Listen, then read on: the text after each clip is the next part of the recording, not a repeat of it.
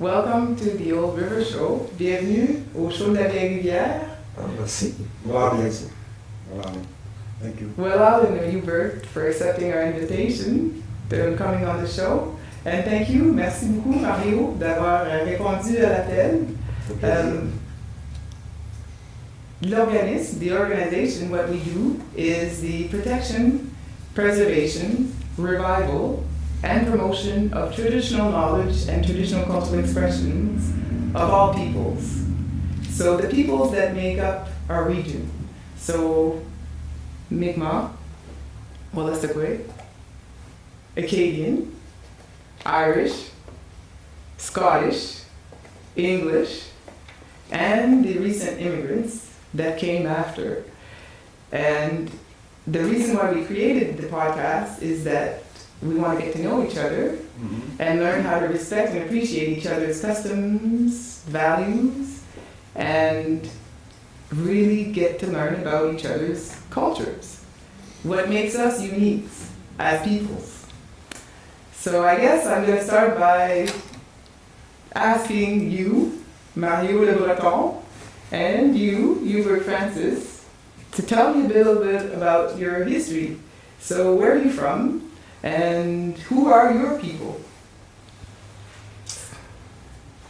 Moi, je viens de Shaila.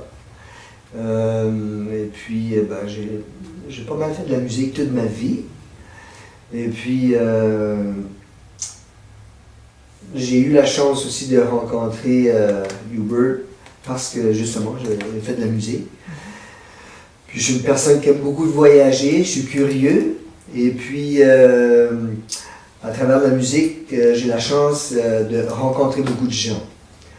Puis c'est comme ça que j'ai pu rencontrer Hubert en écrivant une chanson qui avait rapport avec une légende amérindienne. Et Hubert a été vraiment gentil, il est venu la chanter avec moi. Et puis, c'est ça, je suis... Est-ce que tu parles de la chanson Gougou? Oui, c'est une légende qui vient de la Gaspésie et aussi de la région de Miscou.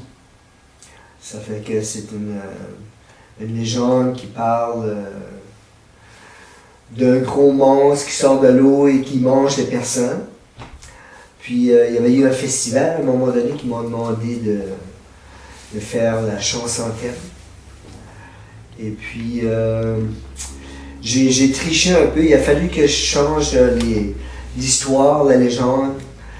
Parce que on m'avait demandé d'écrire la chanson thème. Et puis là, pendant que j'écrivais la chanson thème, j'ai entendu à travers des branches que le curé de Miscou était pas trop en faveur pour avoir ce festival-là. Parce que premièrement, on parlait d'un monstre, et puis aussi, on avait entendu dire que certains, je nommerai pas le nom, mais un certain groupe de motards était censé venir faire la fête, le festival. Ça fait, le curé voyait pas ça d'une bonne oeil, puis il n'avait parlé pendant la messe. Là, je me sentais mal d'écrire la vraie légende. Ça fait que je l'ai changé un peu. Je l'ai changé en disant que ce monstre-là, c'était l'esprit d'un aigle blanc qui était juste là pour protéger l'île. Et puis là, quand j'ai parlé avec Hubert, on s'est rencontrés à Suddith avant de rentrer au studio. J'ai dit ça, avais-tu quelque chose qui parlerait d'un aigle?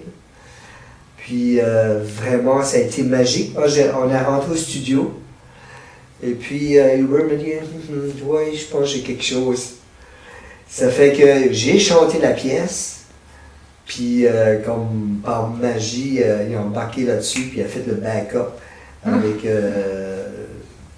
la pièce amérindienne qui chante, qui parle de l'aigle. Okay. Ça fait, ouais, c'était pas mal. Il était vraiment sur le piton. Ouais. Je l'ai écouté, la tune.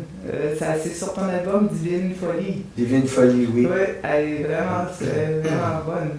You heard he's talking about the recording of the song Goo Goo. Google, yeah. Yes, and how he had to change some of the lyrics Okay. because the priest in his school was not happy with the monster because it's a legend.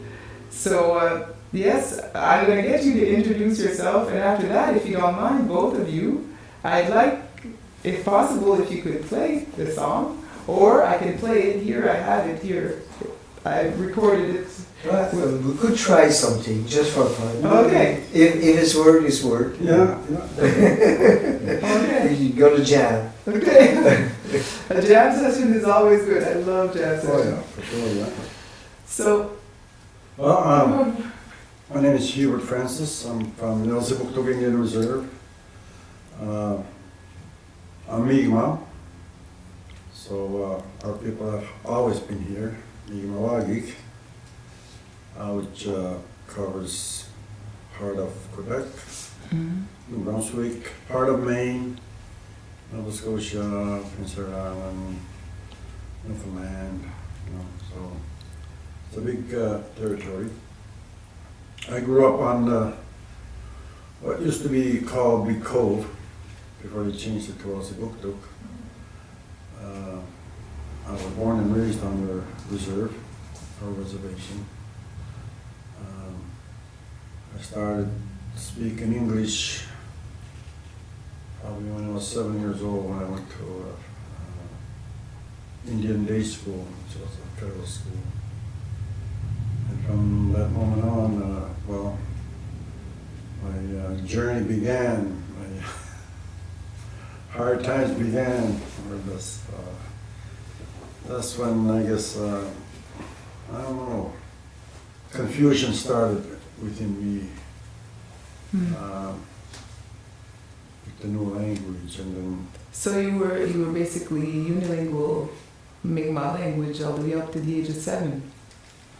Yeah, until And then you were forced to go to the Indian day school. yeah, forced to do Indian day school and to learn English, and I guess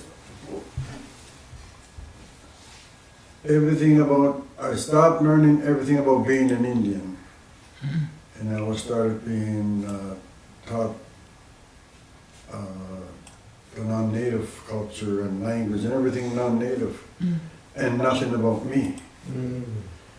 And that's when, at a later age, the confusion began, and the battle between, in me, what I was being taught and what I was feeling inside didn't work together very well. And I guess that's when I turned to alcohol and not really knowing who I was. I know I was Indian, but I don't know what was expected of me. I didn't fit on the reserve, I didn't fit off the reserve, so it was kind of, you don't know who you were. So I took the alcohol and took the drugs.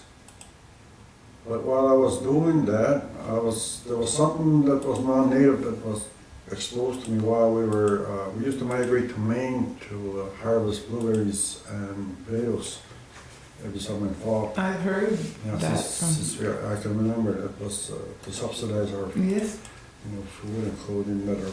because the border between Canada and There- Maine in the United States, Yeah, there is no border. there is no border. No. That's So I was attracted to music from that, rock and roll. And understanding now what music was to me, it was medicine for me, because after I go back to the reserve, we used to pick up radio stations from New York and Boston. On a clear night, you can pick up yes. radio stations, and we hear those songs, and it brought back good memories of the times you were in Maine, in the United States, and the fun times you had there. So it was medicine. And not really understanding it at the time because I wasn't practicing my spirituality at that time. I didn't know nothing about it. But I felt good when I heard the music. So I started learning music. And I was really interested in music. And my father being a musician, fiddle player, used to sing at the choir. Your father played the fiddle? Yeah. Oh. He used to bring people to the house, and he would have me meet these people, and they would jam, you know, play guitar and stuff, and I would go out and really. But I never really I never really owned a guitar till about 15 years old, before my father bought me my first guitar for my birthday present, but I used to borrow my brother's guitar. They worked at Played House in Maine. They bought a guitar, and I was not supposed to touch it right when they went back to Maine to work, but you know, at that age, who listens? And we used to pay these couple of guys on the reserve that played, and we used to play like a quarter a chord, you know, teach me a quarter a chord. Yeah. A quarter at that time was a lot of money. Yes. Chips and pop. But that's how I got into the music. And I used to go to the Saturday night dances, but I wouldn't dance. I would sit there with a couple of friends of mine, and we would look at the band players and see where they were placing their fingers and all that. And then we go home at night and we try it on our guitars. Wow. And then from that point on, music has been a really big part of my life. Now my medicine, I understand now it was medicine that I've been gathering through music, through good memories, fond memories. You said something, Hubert, that really resonates with me personally. In another interview that you did, because I Googled you, and you've had quite an illustrious career as a musician, and I'm quite amazed at some of the people that you've met, like Willie Nelson. Yeah. I was like, Willie Nelson he's close to my heart. He will always be close to my heart. You said, if you have an audience, you have the responsibility and obligation to use your gifts to help others. Yes, That's people don't understand the gifts that they're born with, that they're God-given gifts. And when God or Creator gives you something, you take care of it, you understand it, you develop it, and not abuse it. I use rock stars as an example, and I work with Johnny Brown of 3 Dog Night. We've spoken about this. He abused his gift of voice. He was lead singer of 3 Dog Night, and from his gift of voice, they made millions of dollars. What they did with that money nearly killed him. Bought drugs. He was a heroin addict, and buying more drugs and partying and whatnot, abusing the money that he made, and it nearly killed him. Because he didn't understand, he was taking a God-given gift and abusing it. When God gives you something, you take care of it. You know, you understand it, you learn it, you know. And it's used, your gift is used to help other people. you have to pay it forward. You have to pay it forward. Yeah. You're given that, the Creator or God gives you that gift so you can give back to the people. In return, by doing that, it's medicine for you. Mm-hmm. Because it's, when you're giving or doing something good to another individual, it does more for you than them. Yes. So because it's God given, it becomes an obligation because what you learn from your gift are teachings of life that belong to everybody. They just don't belong to you, right? So if it helps you, then you have to share it so it'll help somebody else. Otherwise you'll be greedy, right? You don't want to be greedy with God's gifts and teachings and stuff. Life teachings belong to everybody, and that's the reason why it's a spiritual it's a spiritual thing, you know. It's not you're not given a gift to. And as artists, both of you, you're creators. You create, you are inspired by life, and you create things that inspire others. So you're right, it's a beautiful gift that both of you, Mario and Hubert, you have. And it's one, that's the reason why I thought it was important that we start the Old River Show with Enigma person, you, Hubert, because we are on Mi'kmaq territory here. We're in Mi'kmaq, unceded Mi'kmaq territory. And with an Acadian, of course, because at the beginning, we were allies, we were peoples that we were friends. Ouais. So, Mais il y a juste je trouve que il y a des choses que je trouve c'est une valeur parce que moi je trouve avec la culture autochtone, j'ai pas eu la chance avant pas longtemps oui, de commencer à communiquer avec cette culture-là. Puis c'est un honneur pour moi d'être avec Hubert aujourd'hui parce que pouvoir partager cette entrevue ici. Parce que quand j'étais jeune, moi, on disait c'était les Indiens. On avait peur des Indiens, OK? Parce qu'on les connaissait pas. Le seul... c'est encore comme ça pour aujourd'hui. Oui, mais je pense que c'est peut-être moins pire quand même. Ça a amélioré. Grâce à des gens comme toi. Oui. Mais comme moi, le seul Indien quand on les appelait les Indiens dans le temps, Oui. mais même encore, assez longtemps après. Oui. Mais la seule personne que je connaissais, c'était pas loin de chez nous, il y avait un dépanneur, puis il avait adopté un Indien. Oui. C'est le seul que je connaissais. Mais je sais pas pourquoi on avait peur. Je sais pas si c'est le système qui s'avait organisé pour qu'on ait peur. Puis, premièrement, je me pose souvent la question parce que on dit souvent les Acadiens et les Amérindiens étaient très amis dans le temps. Quand ce que... Il faut, oui, c'est ça, des fois. Il faut mettre un grain de sel mais là-dedans, oui. je me pose la question, s'il y avait une certaine amitié, puis il y a eu de l'entraide, mais comment ça se fait que nous autres, on ne peut pas parler le langue, puis eux autres ne peuvent pas parler la mienne, le français? Il y a eu plusieurs raisons. Là, ça rentre dans mon domaine d'avocate. Oui, là. OK. Mais c'est le système des réserves, puis c'est la loi sur les Indiens. Parce qu'avant, on était voisins. On ne l'est plus maintenant.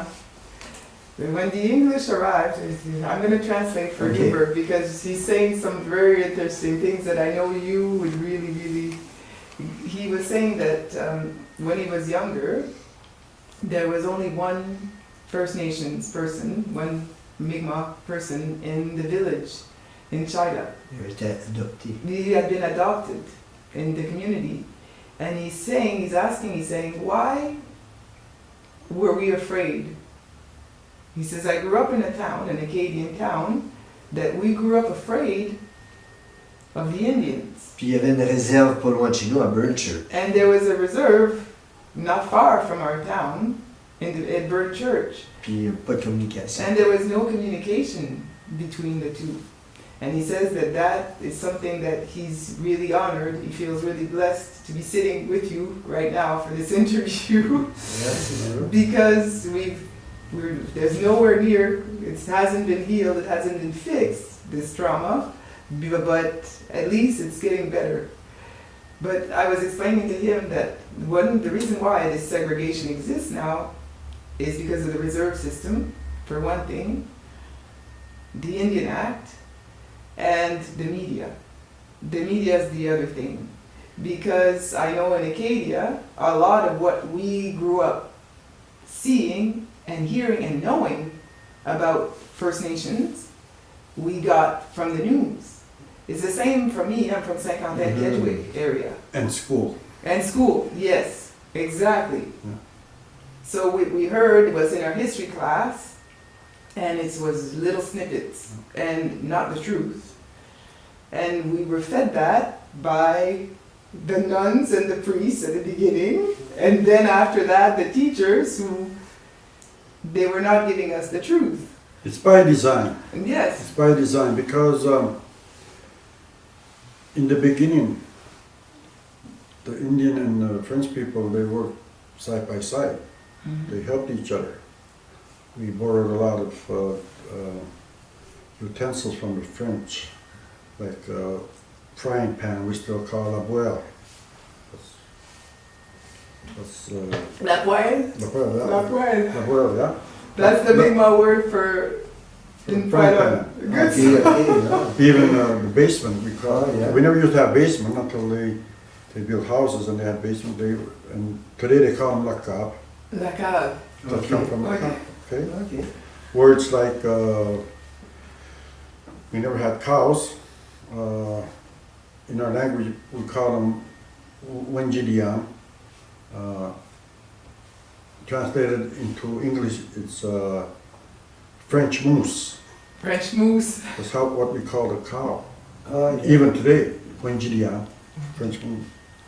Or another example would be, what would be an example now? That we borrowed words from the French. Wenjigwam, house. Wenji means French. Wenjigwam. A French wigwam. French wigwam, yeah. That's what we call a house. Okay. A house, a regular Oh, yeah. house. Wenjigwam. It's a French house. Okay.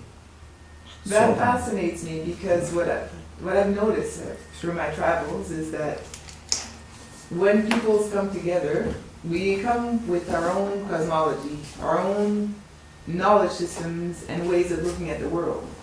And then when two peoples come together, there are concepts and, yes, I guess concepts that exist in one culture that don't exist in the other. And when that happens, then the culture that did not have the concept has to borrow Yeah. the sounds and the words to be able to pronounce it. Identify the item. Yes, to identify it. Yes. So anyway, so the French and the Indians were working together and living together and whatnot. But it was the British that didn't really like us working together, you know. They weren't going to win a war. They were, yeah. If the Mi'kmaq and the Acadians Yeah. were allies and sticking together, Yeah. they weren't winning. No. They weren't going to win. So that's why they separate us. Divide and conquer. Yeah. Okay. And that's why they gave the Indian a treaty, friendship treaty, is to, which kind of backfired later on, which kind of was meant for us to stay out of the wars with the French and when the French and English fought, and the French were deported and all that. See, the treaty kept us from getting involved. Yes. So, but even at that, our people were hiding French people in our villages. And I know. Yeah. In actually where I'm from, Kedgewick, the Restigouche River, so the bay where Hamilton and Listigouche, that area, there was a war there. The English were coming up the bay, so they were coming up the Baie des Chaleurs, so Bathurst and into the bay, all the way up to Hamilton, and the Mi'kmaq people, they intercepted that the ship was coming of the bay, and your people, Mi'kmaq from Listigouche area, took the woods and they alerted all the Acadians and said, you guys need to hide. You guys need to hide because the English are coming. and there was a big war there, and there's a monument there. We did a play in Mountain Winslow. I don't know if you.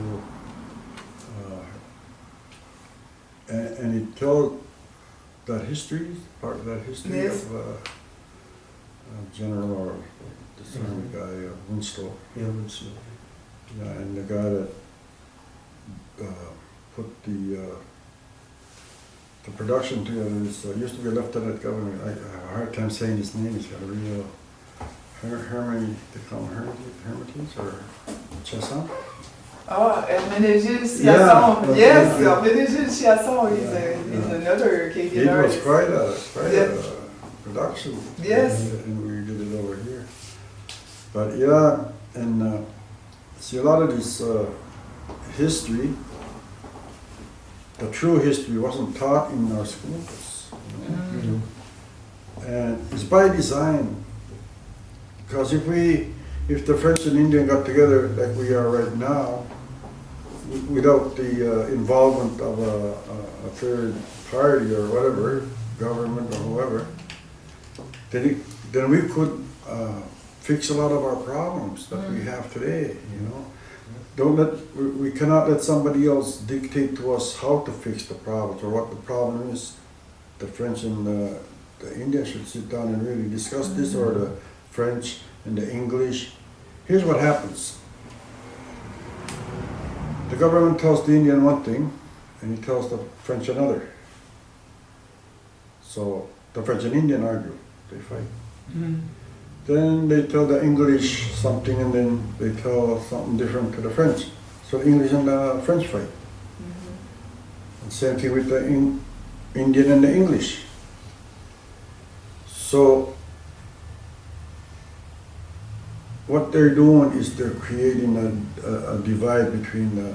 They don't want us to meet and talk to each other. You know, they want us separated, and because there's power in numbers, right? It's an art form. What they're doing, it's an art form. It's government politics and all, how they treat people. It's a form of control, and my father used to say, you know, they're tweaking this art where they can take rights away from you, and you'll be shaking their hand. You'll be thanking them. And you see that every day, you know. So that's why I like this setup here, because it gives us a chance to talk. Yeah, let's sit around the kitchen table and have a talk, and have a chat. J'aimerais dire que je n'ai plus peur maintenant. Oui, c'est ça. Parce que à un moment donné, moi, vu que je viens de Shiloh, il y avait la réserve de Brunswick. J'ai entendu dire qu'il y avait un powwow là. Oui. Ça fait là, je savais pas si j'avais le droit d'y aller, ou en tout cas, j'ai décidé j'y vais. J'ai arrivé là, j'ai été reçu avec du homard, du saumon. Puis on avait, je dis, faut-tu qu'on paye? Non, on n'avait même pas besoin de payer. Puis là, il y avait les danseurs, puis tout ça. Puis ça a été un début pour moi, comme une délivrance pour ça, tu sais, là. Oui.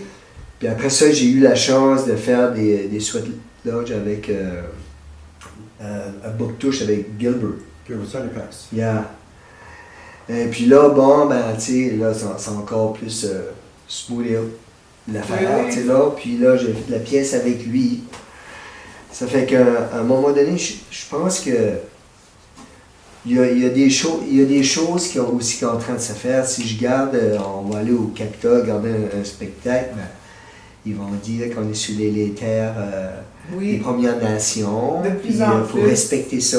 Puis aussi, we raise the flags. We raise the Mi'kmaq flag. La ville de Moncton, the city of Moncton, have raised the Mi'kmaq flag right in front of the city council building. We erected a teepee right next to Parley Beach last summer, the first one off reserve in the southern part of the province. So there are little seeds that are being planted here and there. We're decolonizing. Yeah. Slowly but surely. Mais on a encore beaucoup d'ouvrages à faire. Beaucoup de travail à faire. Moi, j'aime de voyager à la grandeur du monde. Yeah. Puis j'ai appris un petit peu l'espagnol, OK? Mais pourquoi est-ce que j'ai appris l'espagnol, puis j'ai pas appris la langue de mes voisins? Oui. Pourquoi? Je sais pas, on dirait que le mouvement n'est pas là, ou... But actually, I asked a Mi'kmaq elder, Serena Francis, so Kenneth Francis' wife, 2 years ago. I said, would it be okay? That'd be his sister. His sister? Yeah. Serena is his sister. Okay, I didn't realize. Sorry, I thought it was his wife. She's actually really lovely. And I asked her, I said, would it be okay if Old River Productions and Legal Services started a petition and distributed the petition across New Brunswick, French, English, and new immigrants, and asking them, do you think that it would be important that the Mi'kmaq and WELA'LIOQ languages become official languages in the province? And she said, yes, I think go ahead and start it. So I've been sitting on it because I'm going to ask you, do you think it would be appropriate that an organization would just draft a petition and asking all New Brunswickers, 18 years and older, so the ones, or 16, you're able to vote at the age of 18 and older, whether or not the Mi'kmaq and the WELA'LIOQ language should become official languages in this province. And I know as a public servant that if it becomes an official language, the funds are going to be there to make the language live and survive and be transmitted and learned, and it would actually give an opportunity for Acadians like you, comme toi Mario, puis comme moi-même aussi, who want to learn the language, to be able to have. C'est sûr que ça serait l'idéal. Oui. Mais si je te donne un exemple, ici au Nouveau-Brunswick, comme français, on a déjà de la misère à se faire entendre. Beaucoup. Puis on a encore plus de population que je pense, je suis pas sûr, je parle à travers mon chapeau, mais est-ce que les Français ont plus de population que les Premières Nations? Oui, mais that's changing. He's asking, on fait 30%, je pense, on était jusqu'à 33 de certaines années, mais là, j'ai pas regardé dernièrement, mais on frise 30% de la population au Nouveau-Brunswick. The Acadians would make about 30% of the population. But the reality is that the Mi'kmaq people and the WELA'LIOQ people, they're the biggest growing population probably in Canada. In 25 years from now, they will likely be more than Acadians, or Irish, or Scottish for that matter. Their population is growing at the speed of light. Their population is way younger. Us, the Acadians, we're a bunch of baby boomers, and our population is aging, and we're not having as many children anymore. Yeah, so the demographics are going to change, and that's something that warms my heart, because in 10 years, 15 years from now, a lot of the issues that we are facing right now in terms of social justice issues, they're going to change because the demographics are changing. So it's something that warms my heart to see that. Speaking as a, and I hate for that word First Nation or Aboriginal. I'm Indian. Oh yeah. I'm Indian. Okay. To me, my language has been an official language of this land for thousands and thousands and thousands of years. You know. English has just been added to this land and French. So my language belongs here. The dangerous thing about that is if I lose my language, if my people lose their language, it's gone forever. When, excuse me, if a French person loses their language here, French people, they can go back to France, pick it up, and bring it back here. Or it's the same with Gaelic person. You can go back to and bring it back, to Russian or Chinese. If we lose ours, where do we go? Right? Where do we go? That's the scary part, because everything we lose here is gone forever because we don't have another place to pick it up and bring it back. So people don't think like that. You know, they think it's just a language. Language is like a prayer. It's like over here, the language defines your territory. It defines how big your territory is. Where one Indian language stops, another one begins. A new territory. Let's see, where Mi'kmaq language stops, then Maliseet begins. Right? Where Maliseet stops, Cree begins. Where Cree stops, then another tribe. So we're all, each language defines your territories. That's how important language is. It connects you to your land. If we lose our language, then we have nothing that'll connect us to the land. It's like France and Spain. France, where French stops, Spain begins, Spanish, another language, right? So over there too your language defines your territory, your country. Where one stops, the other one begins. You know? And it's the same here. We're nations, as nations are over there. We're not any different. But that's one of the things, that's why they wanted to get rid of our language. That's why our cultures were, our ceremonies were banned, they were outlawed. That's why they took our people and put them in residential schools to teach them the English. They weren't allowed to speak their language. They cut their hair, they did everything to, as they say, to make them white. So they didn't do it just for fun. There was a reason behind every move that the government made towards the Indian. And it took 250 years for us to realize how terrible, awful that was. It took us a very long time.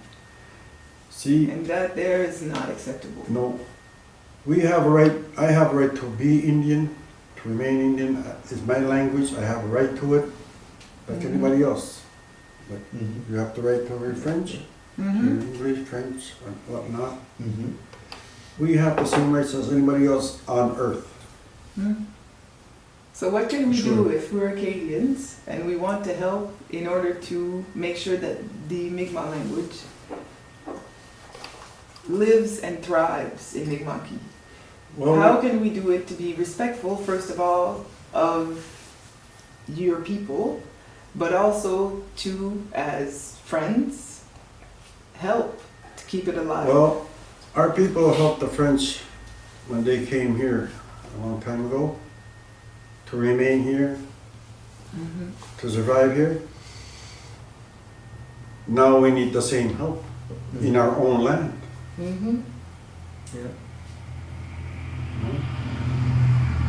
That's why Old River Productions and Legal Services, that's why we're here. This is more than just a language. This is a nation, a whole nation we're talking about here. C'est un beau cri d'alarme qui vient de Oui. venir là. Un énorme cri d'alarme. And there's about 500 of them in North America. It's like 500 countries. Yeah. Every tribe is a nation. Like in Europe or Asia or wherever, any part of the world. So, to the government, to the British, we were a pain. We were in the way of their developing for their people, right? You know? And so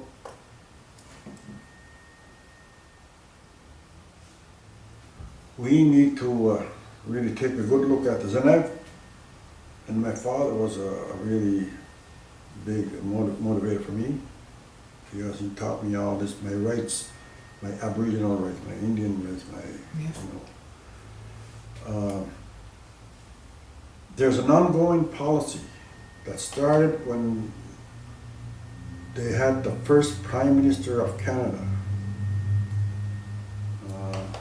Sir Johnny MacDonald or one of those, was he the first Prime Minister? McDonald, yes. Yeah. In his speech, he says, we have to get rid of the Indian problem. Mm-hmm. That has been, from that moment on, that has been an ongoing policy of the governments, is to get rid of they poisoned our people, they killed them off, they had scalp bounties on our people, they had smallpox, they killed all the buffalo to starve us out, all that. It's an ongoing policy, even today, but today they're using a different tactic. They have policymakers in Ottawa that just think about ways to and not just our rights, but your rights too, to think of ways, I call them marketers or something, they just think ways to Je trouve ça intéressant parce qu'il y a des vraies choses qui se disent là. Oui. Tu sais, On s'en va dans les tripes. oui. C'est très dans les tripes, là. Yeah. Juste peut-être pour changer de discours, il y avait un échange on échangeait des graines cette année à Oui. Cocagne. Oui, Puis je j'étais t'ai vu là. Oui, j'étais là. Et puis, je sais pas si tu te souviens, j'avais des haricots, puis j'en ai partagé avec toi. Oui, c'est ça, là, tes vieilles. Donc, oui, c'est des vieilles. Mais là, j'ai su l'histoire de ces haricots-là, qui fait une connexion aussi. Quand les Acadiens, quand ils ont été déportés, il y en a que les Indiens ont aidé, ils les ont cachés, OK? Puis il y a une de ces familles-là qui a trouvé un noix mort. Ils ont ouvert le noix, puis ils ont trouvé un haricot. Puis ils l'ont planté. Puis de génération en génération, c'est ces haricots-là. Ça veut dire que les Oui. haricots que tu m'as donnés Oui, à Cocagne, oui, ça vient de celle-là. oui, Ok, ben là, il va Exactement. falloir la protéger. oui. He's saying that this summer we went to it's a seed exchange in Cocagne, Right. okay? And he brought some seeds that he had, heirloom seeds, very old. And he's telling the story that he's got one they're green beans, and des haricots verts, hein? Ah. C'est des haricots verts, c'est des green beans. Là, je les ai plantés, je sais Okay, pas ce que ça va we'll donner. figure out if they're yellow or green beans, but they're beans anyway. And he says they're sold, that they go from the time that the Right. Acadians and the Mi'kmaq were, trading. Trading. Yeah. and they had found a goose, and they opened the goose's belly, Yeah. and they found a seed in it. And he says that the seed that he brought to Cocagne Yeah. this spring to Right. do an exchange, Right. it derives from that seed. Wow. Yeah. Yeah. It's that old. Yeah. Si tu vas à l'université, là, ils ont toute cette histoire-là. Là. He says that if you go to the University of Moncton, they have the story about that particular heirloom Wow. bean seed. So that I'm going to have to go. I'm Ça fait gonna- encore une relation toute avec nous autres. Oui. C'est eux autres qui avaient caché des Acadiens. Là, ils ont trouvé ce toit-là. Okay, he was saying that the Mi'kmaq people had actually hid the Acadians, that family of Acadians who found the goose, Right. who found the seed in the goose. So, and he said the story is at the University of Moncton. So this is actually, I'm glad now I know I need to protect yeah. my heirlooms. I always do because, You tell a story. yes, but also heirloom seeds that have not been genetically modified. Modified, yeah. Or sprayed with Roundup or anything else, we need to protect them very, very much, very much. Mais J'ai merci. trouvé ça une belle histoire. Très belle histoire. J'espère qu'elle est vraie. Mais de toute manière, I you hope know, it's true.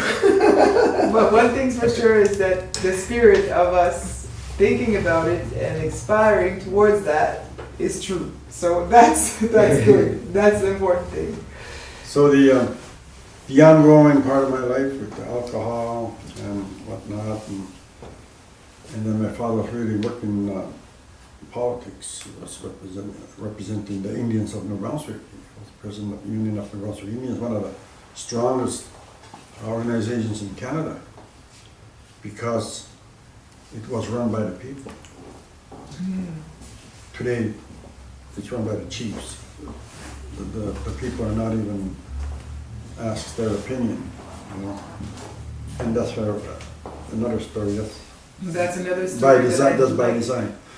With my life, I'm thinking about that. I'm thinking about my people, my children, and then meanwhile, I'm playing my music. I'm playing somebody else's music. You know, I'm playing in clubs, you know, bars, and doing the drug and alcohol scene. Until one time we were in touring Canada. We were in Winnipeg, Manitoba.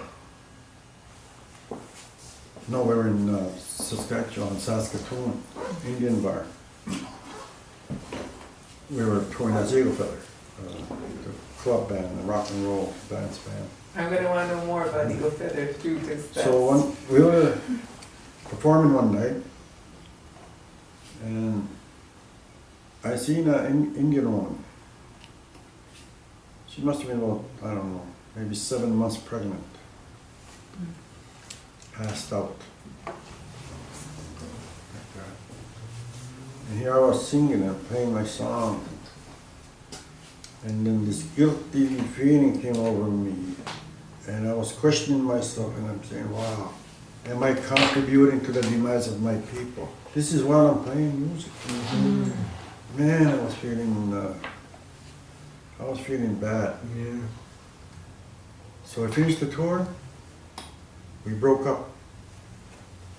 And I said to myself, no, I'm not going to be doing that anymore. So I started working on I began working on myself before I left.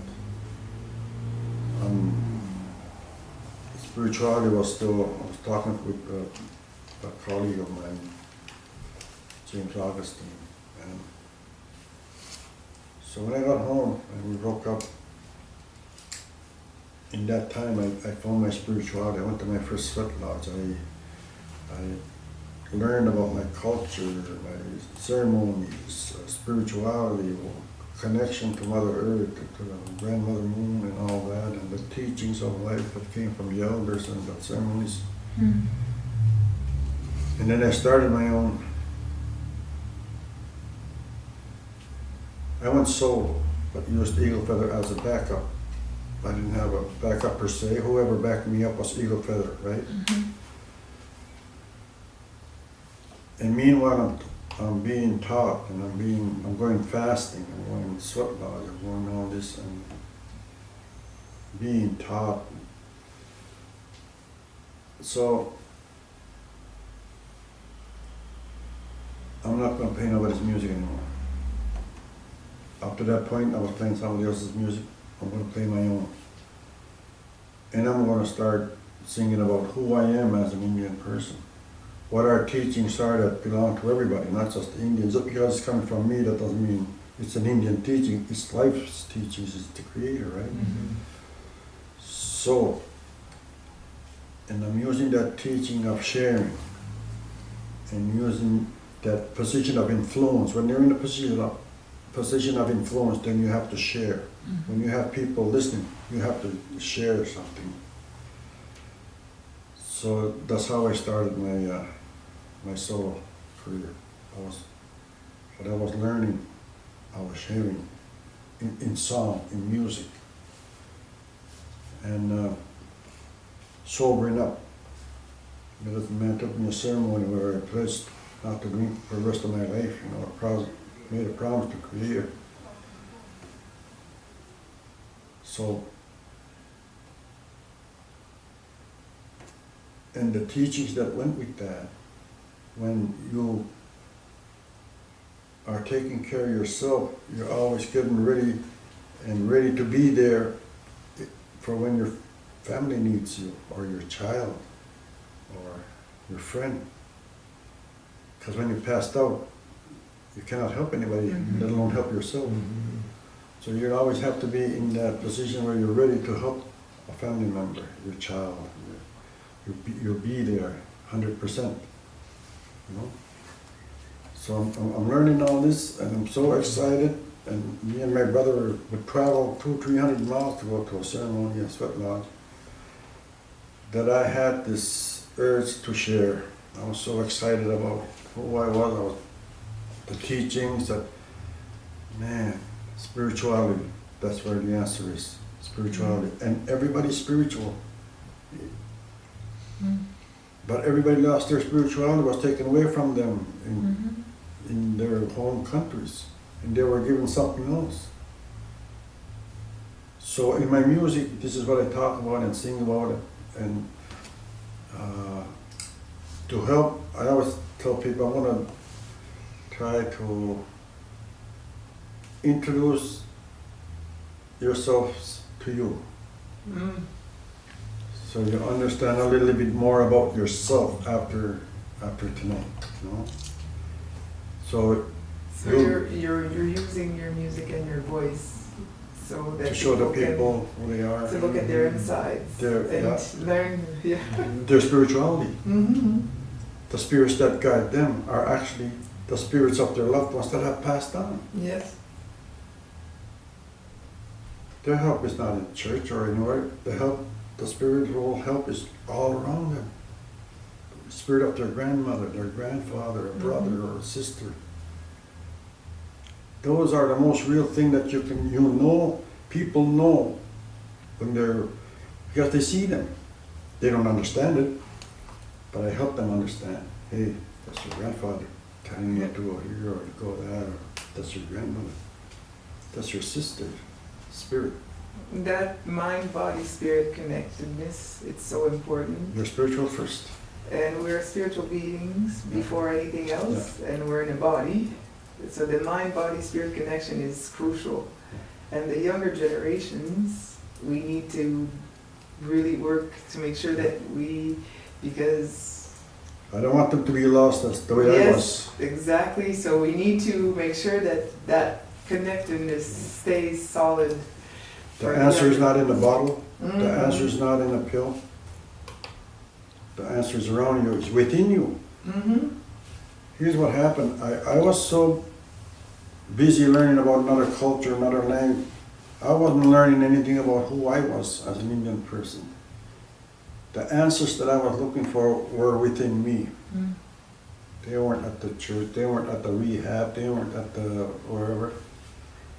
They were. I was looking in the wrong places.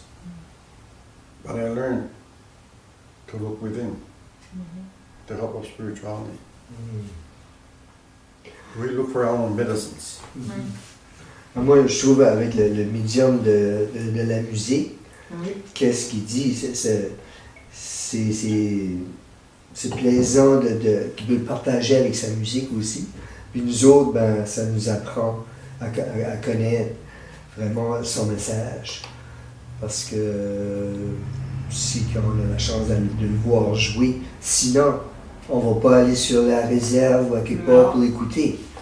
Mais au moins, le médium de musique, c'est intéressant. Là, on peut apprendre qui vous êtes, qui ce que tu es, la manière que vous pensez.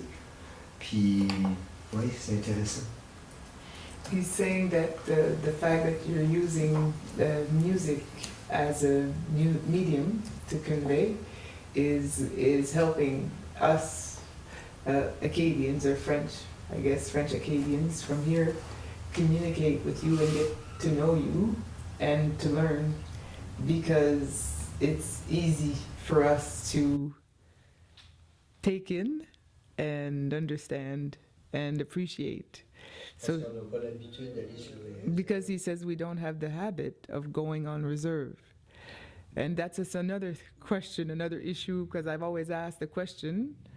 J'ai demandé, dans le contexte du Congrès mondial acadien, the last World Acadian Congress in August last year, I asked the question, I said, how many of us have ever stepped foot on a reserve, Acadians? And I said, not to put gas, cheap gas in your car, or to buy alcohol at a discount, or cheap cigarettes, like have spent quality time on a reserve. And there were, I'd say maybe 20% of the, and there was not one seat left available in the room. It was jam-packed. We had like 600 people there, and there was only maybe 15 to 20% of the Acadians in the room who had raised their hands because they had actually spent quality time on a reserve. That's a problem. It's a major problem that we're trying to address. So you are a blessing to us. I'll be honest, because through your art, through music, you reach out to us. And then we can reach out and learn from you. Sure, yeah. So a good WELA'LIOQ, big time. Welcome. See, way with me, things have to make sense to me. I just don't learn something for the fun of it, or if I don't have any use for it, then I won't learn it. It has to be real, because I have to understand why.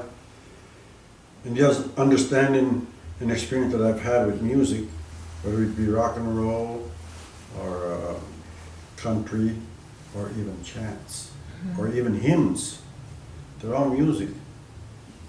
But music is prayer. You're praying. It's not what you're saying, more or less, but it's what you're feeling in here, in your heart, while you're singing or chanting. So whatever you're thinking, if you're thinking about a person, a loved one, or whatever, what you're really doing is you're actually praying to that person or spirit, not your loved one or whatever. So it's universal. It goes out to the universe. It's not just goes out to you, to the listener. It goes out there. It's power. Prayer is power. And this song, this chant, is your gift to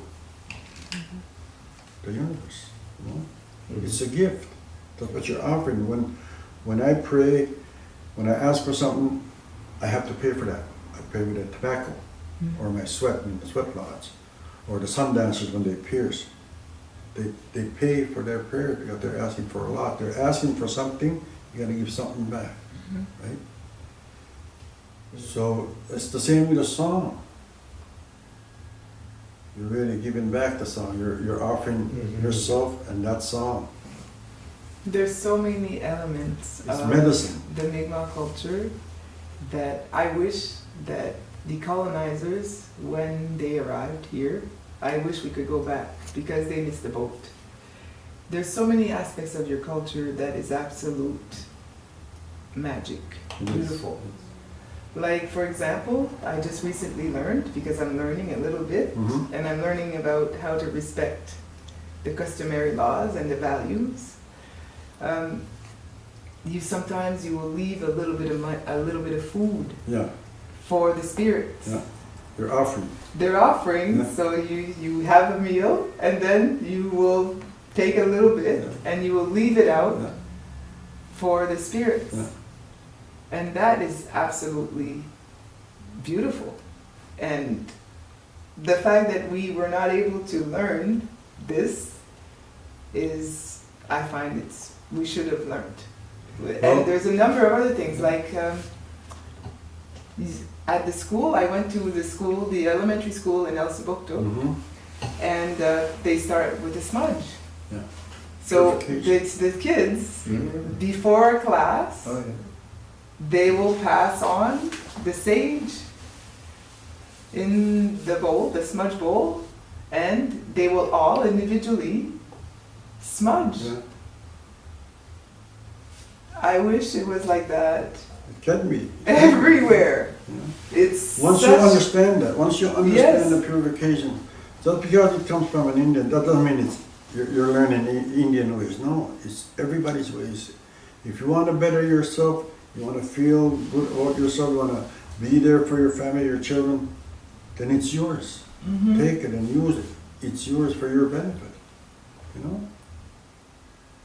Because in Acadia, sage, we use it as a spice. We put it in our recipes. But the whole spiritual component of the sage plant as medicine and as a spiritual healing gift. Yeah, you guys had that in your indigenous lands, but it was taken away from you. Maybe it wouldn't have been sage, it would have been something that grows in your country. Yes. But you would have had that. Your people would have had the same. They have it everywhere. Every indigenous tribe around the world has that similar teachings. Mais quand même, de plus en plus, moi je connais beaucoup de gens, et moi-même, Comment je ça? prends le sauge, Oui. je vais nettoyer ma maison, je vais en passer partout. Oui. Ça quand même le plus un sens spirituel On maintenant. commence, ouais. Ça commence. Mais Ouais. faut être quand même ouvert.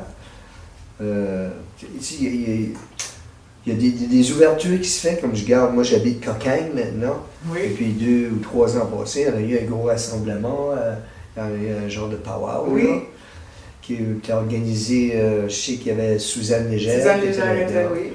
She was a member of our board. Il y a quand même une curiosité Oui. qui commence à se faire quand même. C'est là, faut voir qu'il peut y avoir de l'espoir, là, pareil. Là, tu sais. En fait, il y en a. Je pense qu'on est vraiment dans le début d'un processus de décolonisation et que avec ça, ça vient toute une ouverture de cœur et une ouverture d'esprit. Oui. So he's saying that they're starting to have seeds that are being planted here and there. And I was saying, for me, I see it, we're in a process of decolonization. And with that comes an opening of the heart and an opening of the soul, basically, Spirit. and the spirit. So we're in it, and there's going to be lots of changes that we'll get to see in our lifetimes, but it took generations to get where we're at now. It's going to take that many generations to get to the... Here's something that's very interesting. It's a lot of people have a problem with it. It's Christianity and spirituality. They don't want spirituality. Okay, Christianity, Christianity, teachings of Christ. If you want to have a fairly good life and whatever, you borrow these teachings from Christ, how he lived his life, on one paper, whatever, Bible, and you follow that, so you'll have some sort of a good life. So it's teachings of Christ. You follow teachings of Christ. Spirituality is more about you, individual. Because in the Bible, when it tells you something, it tells the whole congregation. Spirituality is more, tells you, it's for you. It's like the spirit of your grandfather, your grandmother, the spirits that are watching you. When they tell you something, it's meant just for you at that time when you need it, when you need the answer. To me, it's the spirit of my father or my grandfather. When they tell me something, it's meant for me, just me. They wouldn't tell you. Because you're not ready for that teaching yet. We weren't born the same time. We're not the same nation. We're not the same. You have your spirits that guide you. I have mine, and you. Spiritual teachings, as opposed to Christ teachings. Christ is more in general. Spiritual is more individual. That's you. And they speak only to you. From to here. This is how you listen. Right here. You don't listen from here. Your mind can deceive you. Can take you that way. You don't want to go there. You have to understand that. Understand the two. And once you do that, you'll understand more about yourself and your surroundings and your. And that's why we fast. That's why we go to the sweat lodge. That's why we Sundance. That's why we smudge. Because when you do that, you're praying for your mother, your grandmother, father. You know, you're asking for their help, their guidance, you know, their protection. You know. Even the dancers. I met a few traditional dancers, and they told me a little bit of the history of dancing, and they said their prayers when we dance. It's, they're dancing to the spirit. Yeah, to the spirit. Everything we do is spiritual. Everything we do, there's a reason why we have the sacred pipe. You know, why the sweat lodge is built like that. It's built like a woman's belly when she's carrying a baby. That's how the sweat lodge is built, because the earth being her mother, the sweat lodge is the womb of mother. That's why it's shaped like a woman's belly. Once inside, you're all brothers and sisters. It's like being reborn again. The steam represents the water in the womb, you know. And then when you come out of the sweat lodge, because it's dark in there, the first thing you see is light, the sacred fire. That's the first thing the child sees is when it's born, is light, you know. And the cedar that goes from the door to the sacred fire, that represents the umbilical cord. Non, j'ai pas compris que. Le cordon ombilical, Okay. dit que c'est from the door to the fire. Sacred fire. Il dit The cedar. The cedar, il met du cèdre de la porte au feu dans le milieu. Puis ça représente le cordon ombilical. Okay. Yeah. So there's a lot of, everything is done for a reason, a spiritual reason, with a teaching behind it. We have had in our sweat lodges priests come in, nuns come in, we've had lawyers come in. I've sweated with lawyers, RCMP, judges, all these people come in because they need healing too, you know.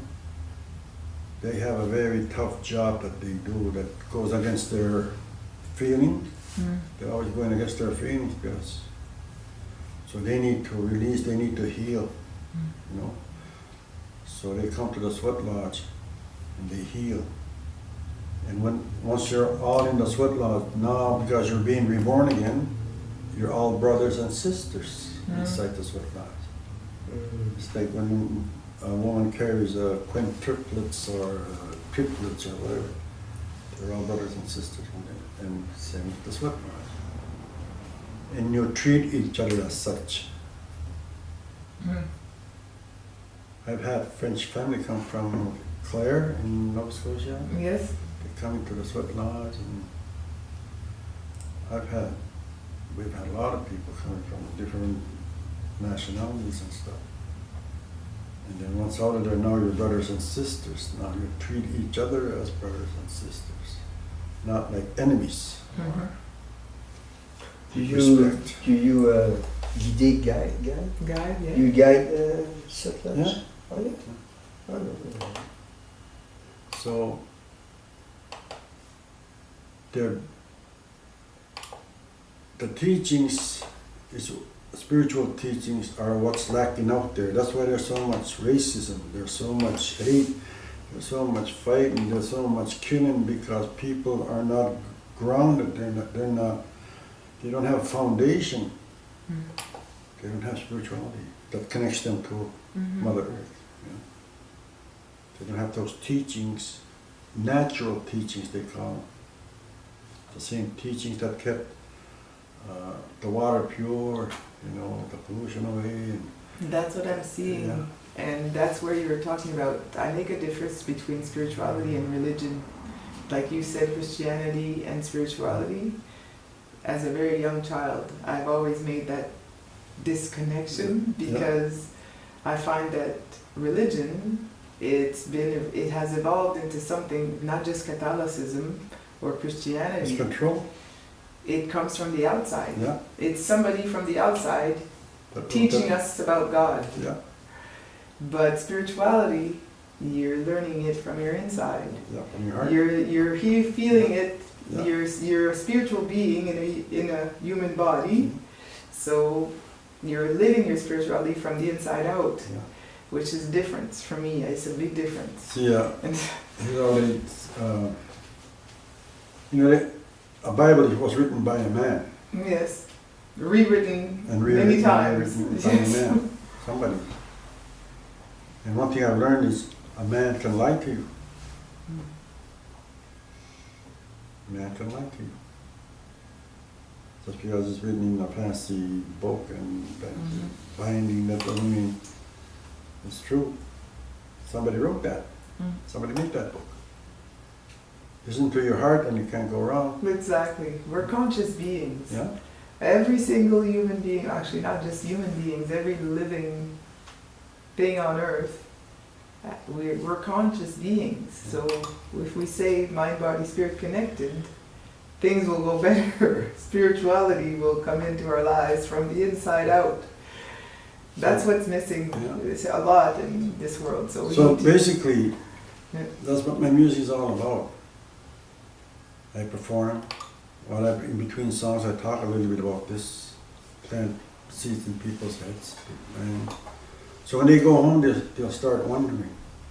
And maybe they'll start hearing their spirits of their loved ones that have passed on. They'll be more aware. They'll be more like watching out for them. And maybe they'll understand the gift of offering maybe a little bit of food or tobacco, or even just being kind to somebody, a few kind words to somebody, buying them coffee. That's a form of giving. I mean, to somebody, to just smile at somebody, a down and out person, to smile at them and say hello to them. That's everything, you know. So it doesn't take much to make somebody's day, right? It doesn't cost you nothing, you know. For sure. So music, that's my reward. That's my medicine, you know. To be able to do that, to be given an opportunity like this to speak my words. If it wasn't for my music, I wouldn't be here today. Things happen for a reason. Yeah. Yeah, The me spirits too. are opening doors for me and giving me opportunities to speak. I want to play Woo, but before I want to know Eagle Feather, because I'd heard your reputation vous précède, precedes you, because I'd heard about Eagle Feather, I'd say 10 years ago, and I had never associated until I Googled you. So I met you last year underneath the teepees by Paryse Beach, not knowing that you were the founder of the band. So I want to know more about the band. Well, how did it start? I was really actually the rock and roll part or the Aboriginal rock. Both. Whenever the beginning of started, The rock one started with, I was in Nova Scotia at the time with my sisters. I was still drinking and whatnot. But then I was invited back by James Augustine, and they had a band going, and they wanted me to join. And when I got home, to be cool, I was on my way to sign up Fredericton University as a mature student and practice law, to get into to law. And then I got offered this opportunity to join this band, Eagle Feather. And I said, yeah. Oh yeah, we did. I was invited to join the band, but we weren't Eagle Feather yet. We held a contest on the reserve. Okay. Somebody, it wasn't quite Eagle Feather, but we kind of changed it a little bit and called it Eagle Feather. And that's how we started. And we were going to be professional. We were drinking allowed. We want to wear nice you know. I watched videos of your Yeah, anyway. really nice. And then we changed to like, we had a part where we just, you know, regalia or hit boss and all that, and not play our music, but play somebody else's music, you know, like Paryse and the Raiders Indian Reservation, Redbone, you know, like Mrs. Drummond Brown and all that, a Cher or a Half-Breed, you know, that type of songs. And that's when we started touring. And that's when I got the wake-up call in Saskatoon. Because I noticed from what I've heard that it was rock, it's rock, but you always incorporate elements of traditional, Yeah. either drums or like traditional Well, chants. after we broke up, I took the name, but I put my name, Hubert Francis and Videographer. Okay. That's when I changed my, and I started playing my music, and I called it Aboriginal rock. Contemporary rock and original chanting. That idea I got from Redbone. You mixed. Yeah, so that's how I kind of made my own sound, my own unique sound. I call it Aboriginal rock or alternative, you know. So that's how it evolved, you know. And today I do a lot of solos, but sometimes they require a backup band. So I have musicians that I contract out, and when I use them, then they're eagle feather on stage. Because I think that's when we're thinking about what makes us unique as an individual, but as a people as well, is the way you do it. Is because rock and roll, it's almost universal now, like everybody. But the fact that you add pieces of your soul, like your own chanting and traditional, it makes it unique and very attractive to the world, actually, because that's what we look for now. Like more and more people will be attracted to other cultures, unique traits, unique that speaks of a people. And that's why we're talking about, like, for example, cultural tourism. It's big worldwide now. Oh, yeah. Because more and more people are going to be traveling to get a feel and a taste of another culture. Yeah. And you just want to sleep at the teepee one night. Yeah, exactly. Sleep at a Indian family. Yes. You know, and taste Indian food like salmon fiddleheads or whatever. Yes. Yeah. And the Acadians, when I told you I went and worked in Aotearoa, New Zealand, as a senior policy analyst. When I was there, and before I was sharing my office with he's a world-renowned historian. He wrote a book called An Unsettled History about Maori injustices with regards to the coming of the English, very similar to what happened here. Colonization by the English. Yes. And when I was leaving, I asked him, because I was going to give everybody a gift before I left. So I went around the office and I said, what do you want as a gift? Because I'm leaving, and thank you for welcoming me and all of that. And everybody wanted maple products. I come from Saint-Quentin, the maple capital of New Brunswick. So I bought some maple products for everybody, and I asked him, this Professor Ward is his name, and he was way past the age of retirement. He was like 74, and he was still working as a historian. Wow. And he says, no, I don't want maple products. He says, my wife really loves the Acadian culture. That's what she says to me. And I am in New Zealand, and I'm going, your wife knows about the Acadian culture? She goes, yes, she's fascinated by the Acadian culture. So I said, okay, I've got the perfect gift for you. So I called my mother in Saint-Quentin, and I said, Mom, can you send me a CD? Then she goes, what kind? I said, 1755. T'aurais dû dire bois franc. Bois franc, of course.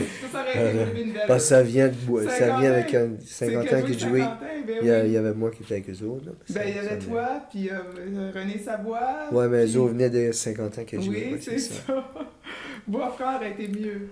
Mais Non, ça aurait pas été mieux, mais vu que ça venait de la région. C'est plus approprié pour moi de lui offrir ce cadeau-là. Oui. C'est certain. Mais en tout cas, c'était drôle parce que, tu sais, he's older, he's 74, and it's quite lively music, very lively, and the culture is different. The British in New Zealand, the culture is different than the Acadians. I had to manage my acceptance when I was there because we tell jokes and some inappropriate jokes sometimes about nuns and priests and sex and you name it. And they're not used to that. Oh no. And they're not used to touching. So when we tell a joke in Acadia and somebody says something funny, we'll slap on the shoulder and say, that's a really good joke. And I was invading their bubble every once in a while. So when I brought him the CD, I said, make sure can you bring your Walkman, Mr. Ward? Because or if you've got a CD player on your laptop, and bring your earphones. So when I gave it to him, he pressed play, and the first song that came out was UIC. And he jumped and he goes, ooh, very lively. I said, yes, in Acadia, any excuse is good to have a party, a kitchen party. Yeah. And so on that note, I would love for you two to talk about the song, and especially your inspiration for it. You said it's une légende, it's a legend. Oui, c'est une légende amérindienne. Puis cette légende-là parle, c'est un monstre qui est fait une forme de femme avec une grosse face de lion avec une grande langue. Puis elle porte toujours une poche avec elle. Puis elle met des gens là-dedans. Mais on ne sait pas si c'est pour se nourrir, mais peut-être. Puis, est-ce que j'avais parlé de la légende au début? Oui. Hein? Tu avais juste dit qu'il y avait une légende, qu'il y avait l'inspiration. Oui, puis là que j'avais été demandé pour écrire la chanson thème du festival de Gougou à Miscou. OK. Mais je me répète-tu? Non, pas du tout, parce que le festival de Gougou, tu avais parlé d'un festival, mais je savais pas que c'était... Le festival s'appelait Gougou. Oui, okay. Ouais, ça faisait peut-être 1 an, 2 ans qu'il existait, puis il y a des gens qui ont voulu en faire un plus gros événement. Okay. Et puis, mais c'est là que ça a commencé à débouler parce que il y avait des motards, je nommerai pas le nom, mais ils étaient censés venir au festival, et puis aussi, cette affaire de monstres-là, je pense que c'est ça. J'ai entendu dire à travers des branches que le curé en avait parlé à la messe. Là, je me sentais mal avec ça. Fait, moi et ma copine, on a changé un peu la légende pour assez smoother ça up. Puis avec la chanson de Hubert qui chante à l'arrière, ça l'a encore mis encore plus smooth parce qu'on parle que on dit que c'était l'esprit d'un aigle blanc. Yeah, I have a hard time with the fact that artists have to smooth things out for political correctness. I think the role of an artist is to share his or her heart fully. Mais en fin de compte, la pièce n'a jamais été servie pour le festival parce que ils ont bloqué le ferry qui allait à Miscou. Fait, tous les policiers ont fait un gros blocage là. Fait, si des gens avaient de la boisson ou puis posaient plein de questions, fait, les gens tournaient de bord. Okay. Après ça, il n'y a jamais eu de festival. Oh. Ça fait que la chanson a été créée. Ouais, c'est ça. Ça fait que sur mon 2e album solo, qui s'appelait Divine Folie, je trouvais qu'il y avait un genre de folie dans cette pièce-là. C'est pour ça que je l'ai mis sur cet album-là. Well, it's absolutely amazing. So, do you want me to play it or do you want to play it acoustic? Which one do you prefer? Ben, we could try. If it's not good, you cut and play. Okay, all right. What do you think about that? Yeah. Well, it's going to be a gift to me because I love the song. song. It's beautiful. Okay, I'm gonna try to remember that. Do you know what the chants are? Just cue me when I'll just put in the chant. Not any chant, but just... Well, if I could do just a intro, you could start on the intro if you like. There's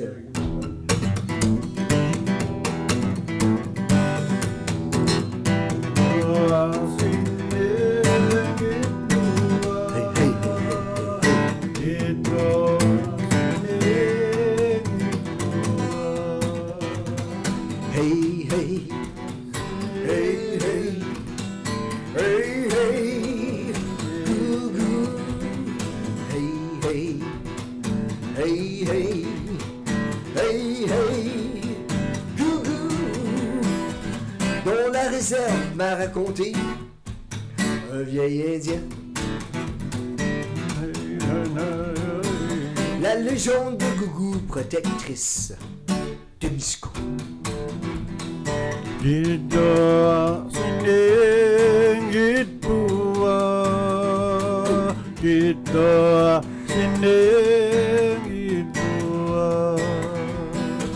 Quand ils sont arrivés par la mer, les hommes blancs, les Indiens leur ont raconté une histoire pour les apeurer. Hey, hey, hey, hey. Na music is good, na mere window, window, siningit buah. Ce qu'ils appellent un ciel de l'île, c'est l'esprit d'un aigle blanc qui voulait protéger leur île de l'intrusion et la conquête des malfaisants. Hey, hey, hey, hey, hey, hey.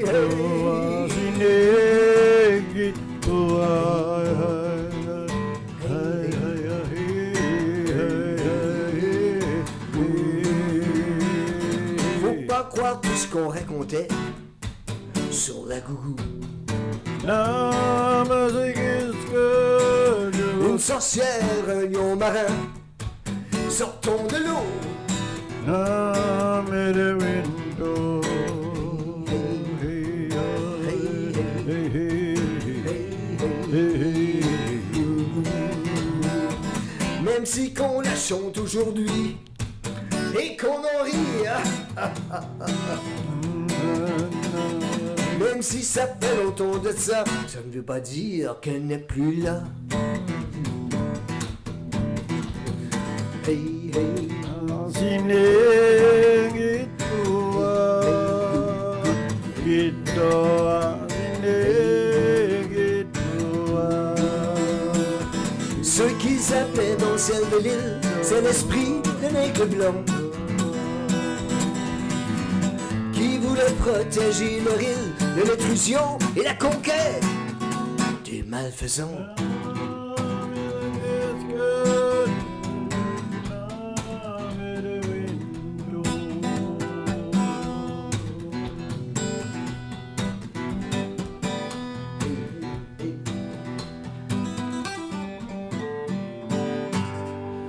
Gougou. Oh. Merci, WELA'LIOQ. Oh, c'est comme un jam. Merci, And thank you. This is really, really good. Merci beaucoup. Oui, ça c'est une chanson que j'apprécie énormément dernièrement. Je l'écoute 3 fois par jour. Je suis comme ça, moi. Je répète, mais c'est une légende du Nord. Mais il faudra peut-être y aller voir quoi ce qu'est la vraie légende. Oui. Parce que c'est comme je t'ai dit, je l'ai changé, mais je pense qu'on a le droit de changer les légendes des une fois. fois de temps en temps. Ça fait du bien, mais c'est que le message, c'est un beau message qui est dans la chanson. Merci beaucoup. Ça fait J'apprécie. plaisir. Thank you very much. And so I just want to retouch on some key important things that are important when we're talking about the protection, preservation, revival and promotion of traditional knowledge and traditional cultural expressions. Because we talked about the importance of language and how in a culture's language, you have their entire cosmology, and even the sounds are important. And you were talking also about spirituality and how that is at the root of everything. Everything. And in everybody. In everybody. Yeah. So what are your aspirations, I guess, as two artists who work, you, au Pays de la Sagouine, tu travailles avec les enfants. Aussi, oui. Aussi. Et tu crées énormément. Tu danses aussi, ce que j'ai vu. J'enseignais la danse auparavant, mais ça fait quelques années. Je danse encore, mais j'enseigne la salsa, merengue. Ah oui? Bachata, aïe aïe aïe. Super! What are your aspirations? C'est quoi vos aspirations? C'est quoi ce que vous, for the present, but looking forward, what would you like to see in terms of protection, preservation, and promotion of your culture? I think my aspiration would be that every nation research their spirituality before Christianity, before religion, before the church. There was something before that. They need to go back at that time because they too had, they were practicing spirituality. They had spiritual teachings, natural teachings that was taken away from them. They need to go back to that. They need to find that out. If you can't find it, borrow it from the indigenous people from any land. Because our teachings are basically the same everywhere. We're still taking care of Mother Earth because she's taking care of us. Basically, that's all it is. You have to take care of something that's taking care of you. And we have to preserve it for our children, grandchildren, and so on.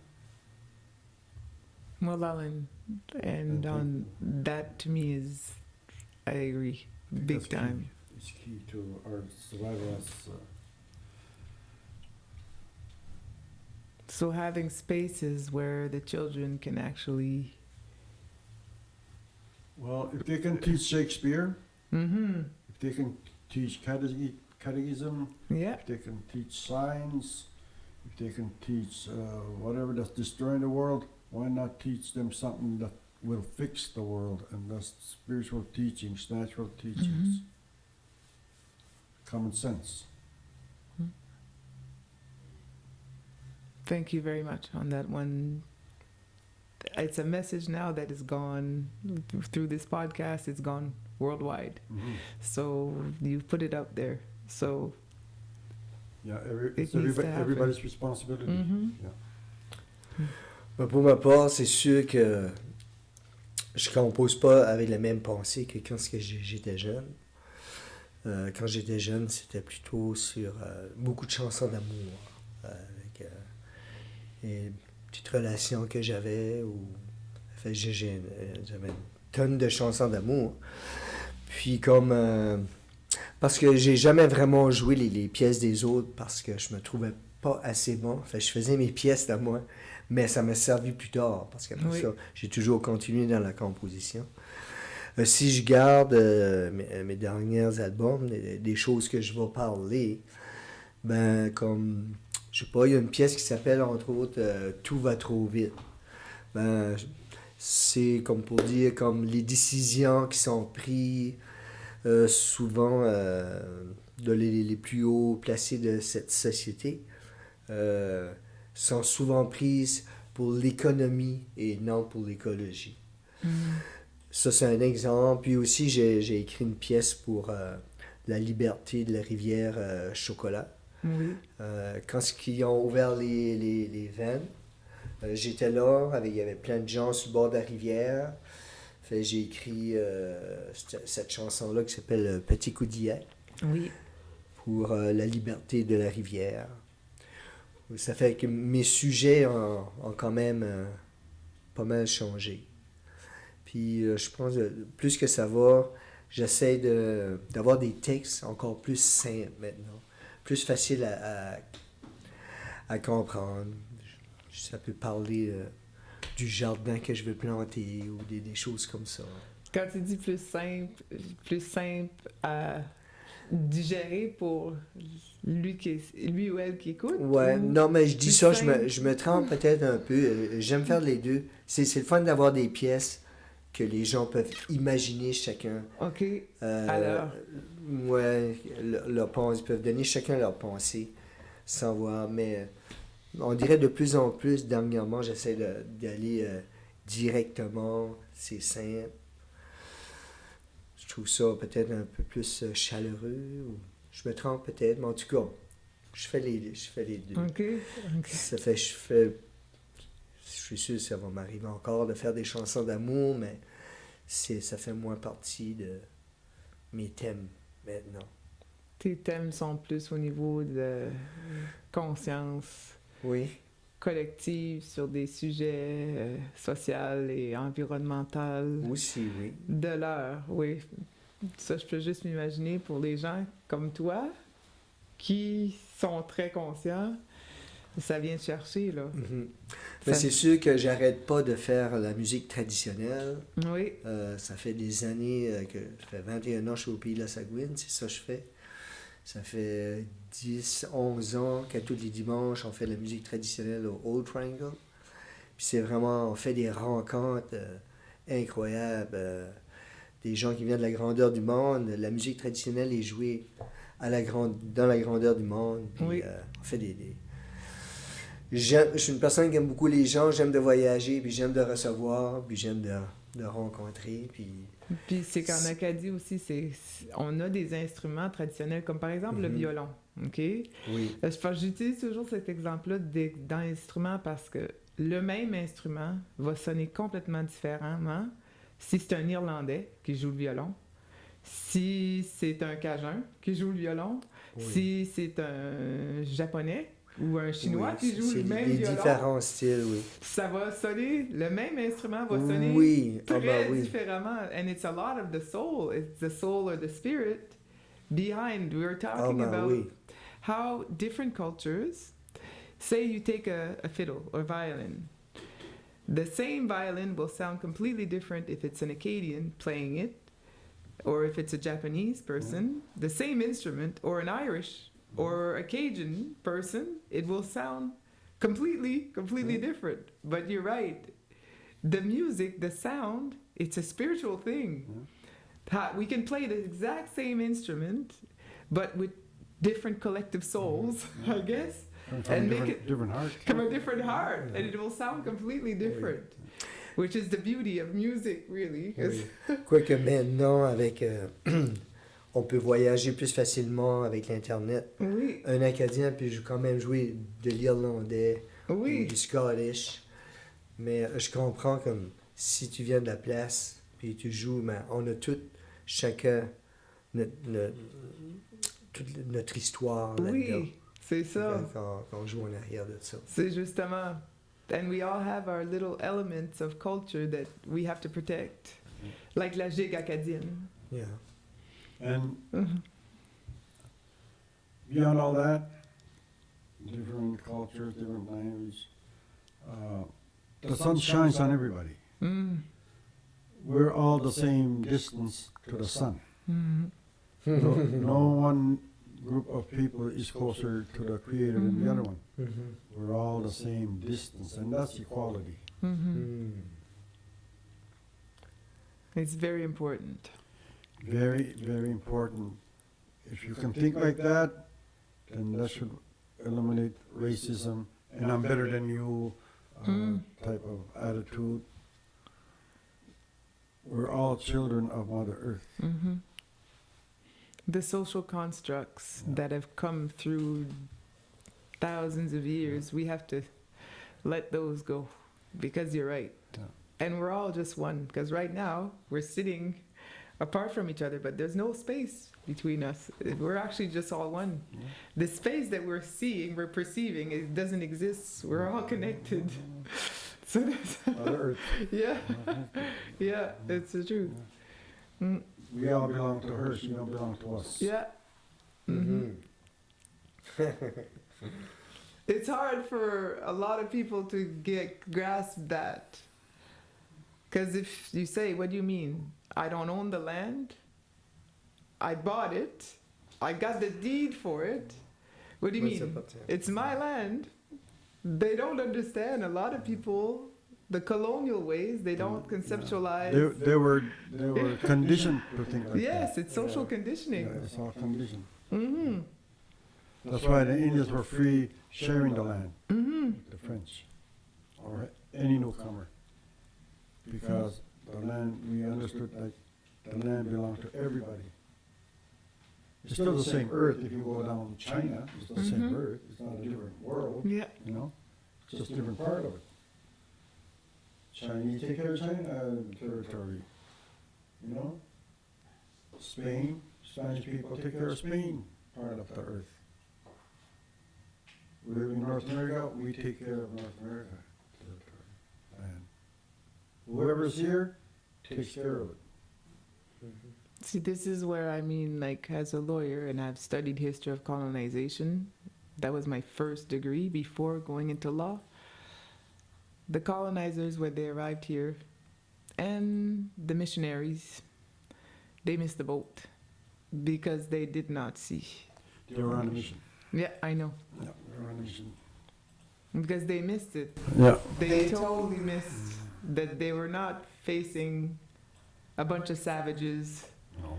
They were facing peoples that they had a lot to teach. They had to act together. Yes. Yeah. Yeah.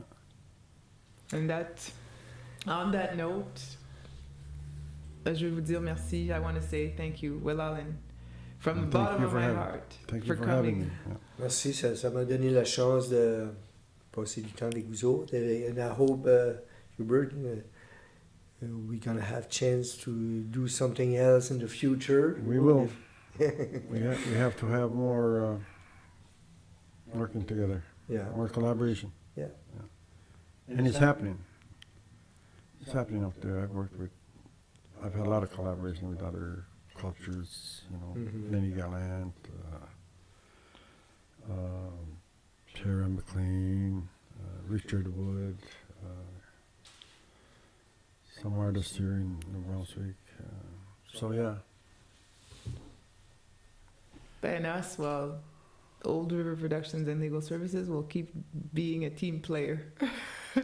And whenever we can help, we'll be there for sure.